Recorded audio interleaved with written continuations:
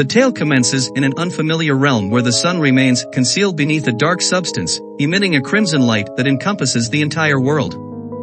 Beneath this shroud lies a hilly expanse, featuring a particular mountain adorned with human faces sketched onto its surface. The fractured swords are firmly anchored into the ground, casting a lingering shadow, symbolizing an ongoing conflict within this place. A raging monster confronts our protagonist, its fierce gaze fixed and its mouth agape, poised to attack. Meanwhile, our main character stands ready, clutching a dagger, prepared to retaliate and defend against the impending assault. In the following sequence, our protagonist thrusts his dagger into the monster's mouth, prompting the beast to growl in agony as blood drips from its open jaws, signifying the pain caused by the action. Upon triumphantly defeating the monster, our protagonist discovers the creature resting beside its deceased kin. Though a wave of relief floods the protagonist for having dispatched the monster, a lingering dread of death remains.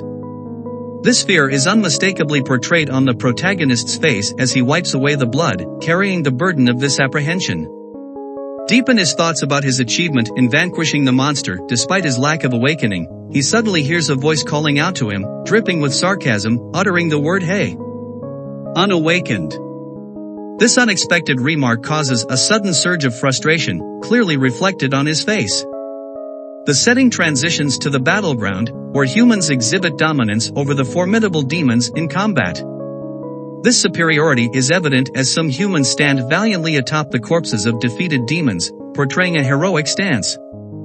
Meanwhile, our protagonist watches with a sense of desperation due to his own lack of power, feeling helpless amidst the overwhelming display of strength by others.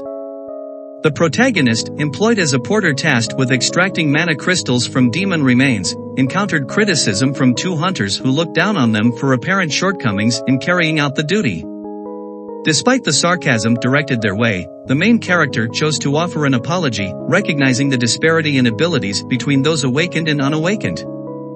The two hunters departed, displaying complete dissatisfaction with our protagonist, which inundated the main character with a profound sense of despair.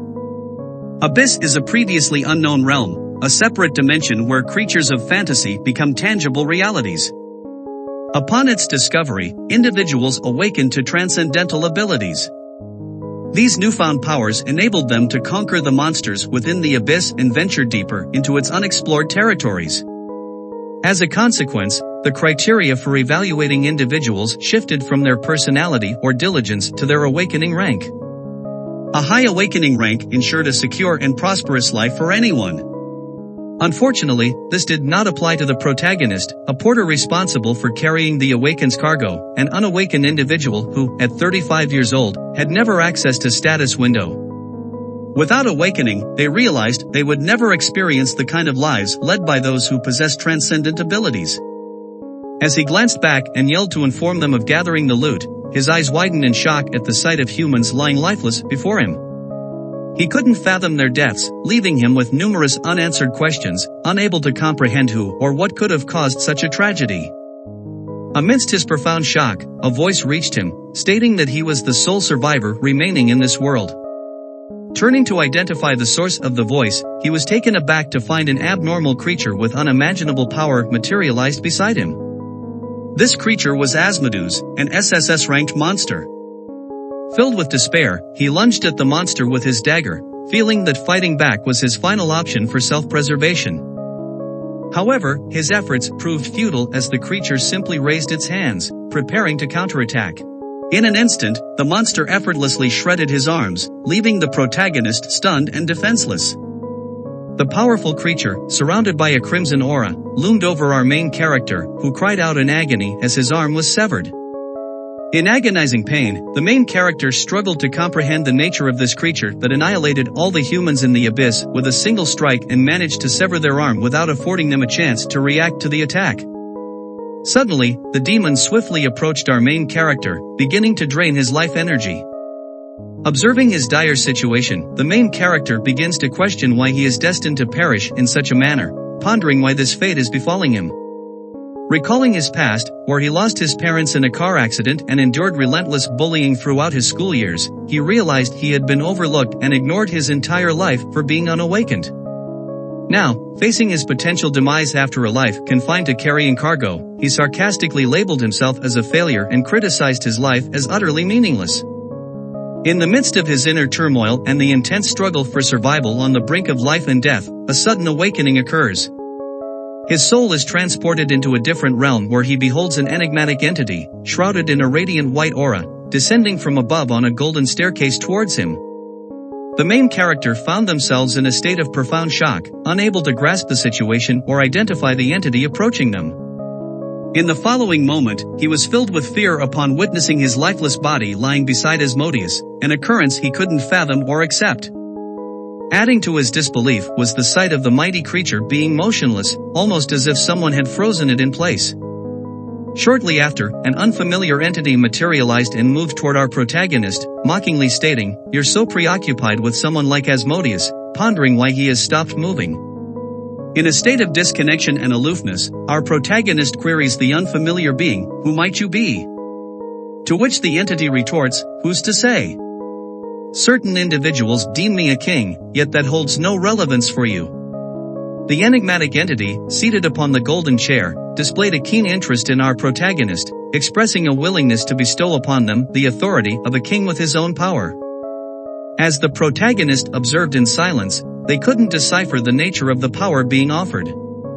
Amidst their contemplation, they pondered whether this mysterious entity had granted Asmodeus such immense power. King showed willingness to choose him because of his willpower and tenacity, which literally made him shocked. He couldn't comprehend why kings choose him while being such a loser in his life, which made him utterly shocked. The king, lacking interest in offering immediate answers to the protagonist's queries, responded by urging patience. He assured the protagonist that when the opportune moment arrived, clarity would dawn upon them, and at that point, they would meet again. Witnessing the draconian entity emanating a crimson and amethyst aura, approaching the protagonist who kneels beside the monarch seated upon his throne, projecting a radiant white luminescence from his hand directed at our central character. In a fleeting moment, this formidable creature engulfs and consumes all within its line of sight. Following the encounter, our protagonist discerned a sardonic voice calling out to him, only to find himself subjected to bullying by a group of aggressors who had succumbed to unconsciousness due to the thrashing they received. One of the assailants proceeded to slap our protagonist across the face, wearing a menacing grin that betrayed his readiness to inflict further harm.